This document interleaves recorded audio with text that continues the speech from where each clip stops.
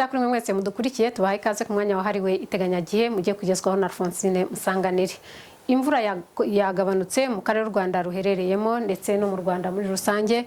Ku munsi w'ejo rero ku masaha yo ku gicamunsi hari ibice by'igihugu bizabona ibicu bizaba ari byinshi, ariko imvura izaba ari nkeya. Aho izaboneka izaba ari ibijojoba, ahandi hateganijwe kuzarangwa n'umucyo muri rusange. Reka turebe ikirere giteganijwe kumva ku masaha y'imitondo kugeza ku masaha yo ku gicamunsi. Mu ntara y'amajyepfo ku masaha ya mitondo nta mvura iteganijwe, ahariwe hakonje kurusha ahandi haragera kuri °C14, naho hashyushye ni °C16. Mu ntara y'Iburengerazuba naho nuko nta mvura ihateganijwe. Rusizi niho hateganijwe kuza gushyuha kurusha ahandi, hari bugere kuri °C17. Nyabihu bagapima °C12. Mu majyaruguru y'u Rwanda ku masaha ya mitondo nta mvura ihateganijwe, ahateganijwe igipimo cy'ubushyuhe kiri hasi ni °C13 na °C15 ziteganijwe mu karere ka Rulindo. Mu burasirazuba bw'u Rwanda rero naho ku masaha ya mitondo nta mvura ihateganijwe.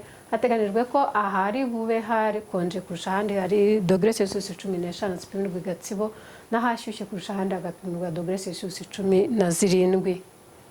Mu mujyi wa Kigali nuko nta mvura ihateganijwe ku masaha ya mitondo, gusa haragera kuri °C17 ku gipimo cy'ubushyuhe bwo hasi.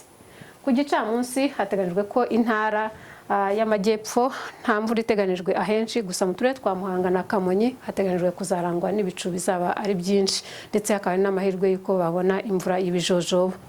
Hateganijwe kandi imvura y'ibijojoba mu ntara y'Iburengerazuba, cyane cyane ahegereye ikiyaga cya Kivu ndetse n'ishyamba rya Nyungwe, ndetse no mu majyaruguru ahegereye ibirunga, ariko ahandi henshi hakazarangwa n'ibicu bizaba ari byinshi, ndetse n'imvura ikazaba nta iteganijwe ahenshi muri izo ntara.